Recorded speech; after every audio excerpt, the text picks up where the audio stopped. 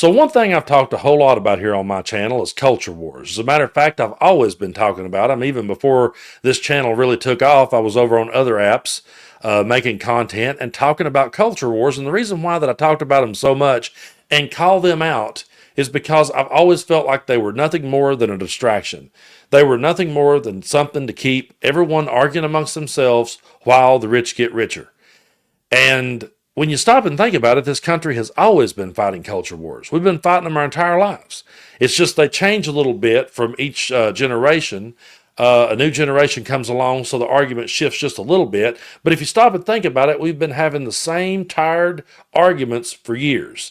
Now, I'm sure some of you could go back even further than I'm going to and remind me of other times in history when we fought culture wars, because we've always been doing it. But I'll just go back to me being a kid, 12-year-old, 1992, and Bill Clinton's running for president. And I remember one of the big subjects that came up was gays in the military.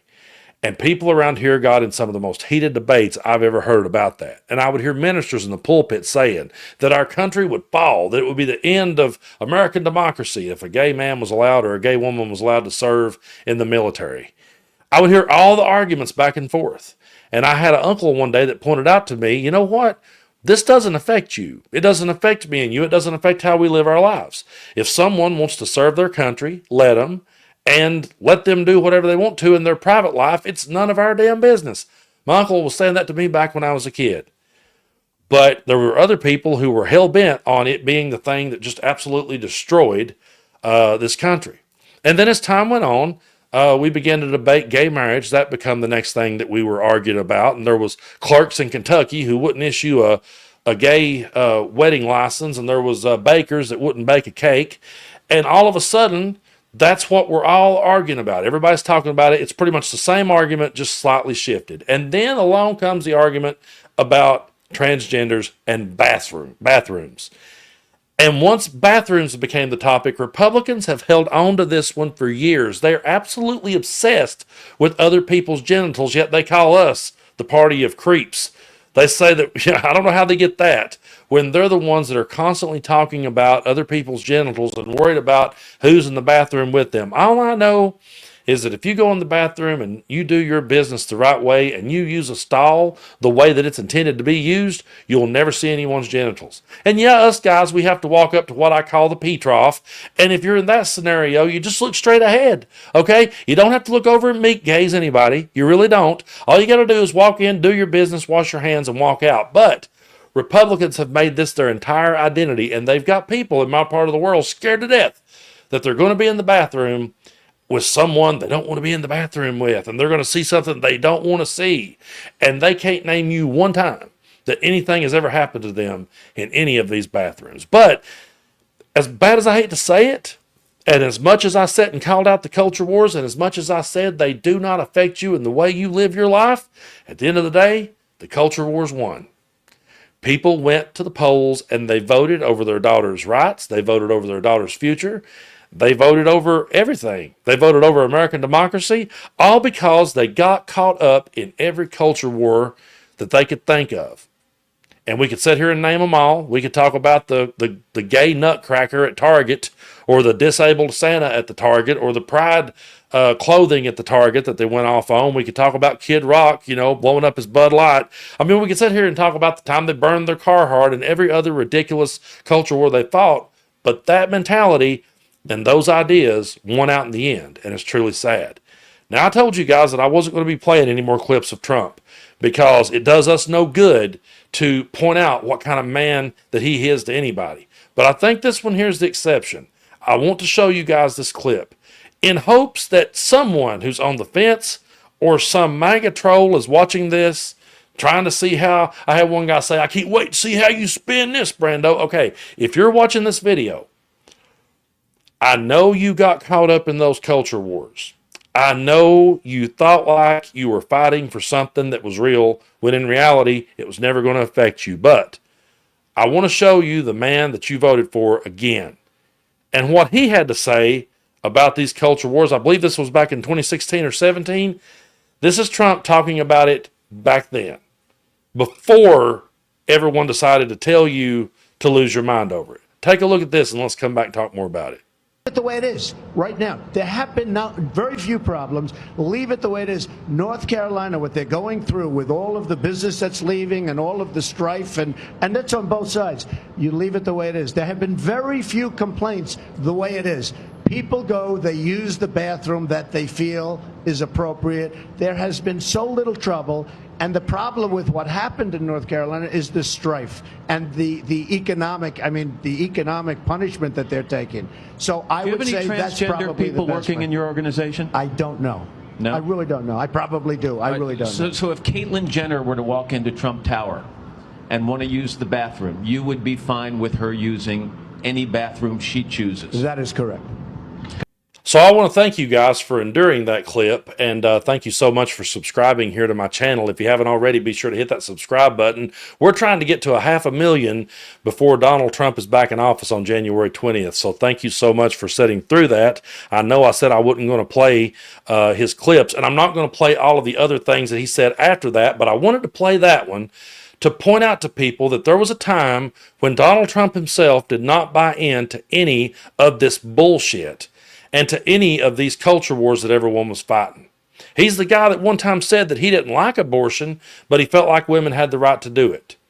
This is a guy who has changed his stances drastically over the years, and he did so because he also said, and I played the clip on the channel several times of him saying, if you get the ratings, you get it all.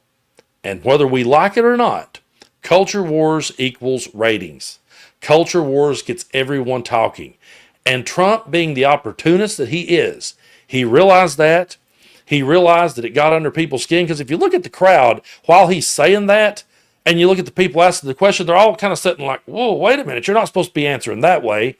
And I really believe at that point in time, he was answering honestly, like, I don't care. Let them use the bathroom they're comfortable with. But he realized once he got surrounded by the right people who whispered in his ear and said, hey, these people over here can be easily led and manipulated if you will just play into that shit.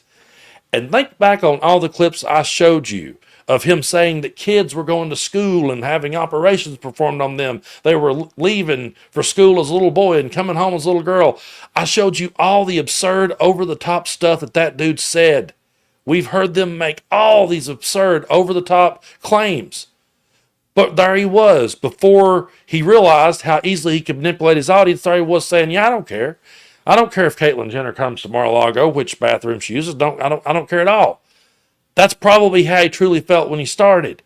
But he realized that culture wars equals ratings. He realized if you can get the ratings, you can get it all. And then he just tapped into that. And he absolutely played people. But I do want to circle back to this point that my uncle made to me all those years ago. Shout out to my late great Uncle Brad. He made this point to me all those years ago, and I've been trying to make them all these years later. What someone does in the bathroom does not affect you. What someone does in their private life does not affect you. All of these culture wars that you've fought and all these products that you've boycotted and destroyed, none of those things affected you at all. But you went along with the dude who didn't even believe in it himself at one time, and now he's fighting them all and got you thinking you're fighting them all. And meanwhile, he's going to get in there and completely unravel everything that was ever put in place to help people. And one day people's going to look around and they're not going to have help when their daughter needs it. One day people's going to look around and their health care is going to be gone. Their pensions are going to be gone. Their Social Security, all the money they've paid into the system, everything's going to be gone. Suddenly they're going to have to be taking care of mom and dad and paying all those doctor bills out of their pocket. And they're going to look around and go, how did this happen? And I'm going to be sitting over here going, because you've been fighting the same stupid culture wars my entire life. And I know there's someone older than me watching this channel and say, oh, Brando, I can tell you about the culture wars we was fighting back in the 60s and the 50s, back when Elvis came on TV and shook his leg. They had to film him from the waist up. You could you could go all the way back to John Lennon saying the Beatles are bigger than Jesus and everybody getting upset and burning Beatle albums. I mean, you could go back further than that, I'm sure. Before we had media, there was people fighting over something, and it absolutely means nothing, but it's one of those things that can get people worked up. And like I've said so many times here on the channel, it's all about their feelings. It's all about their emotions.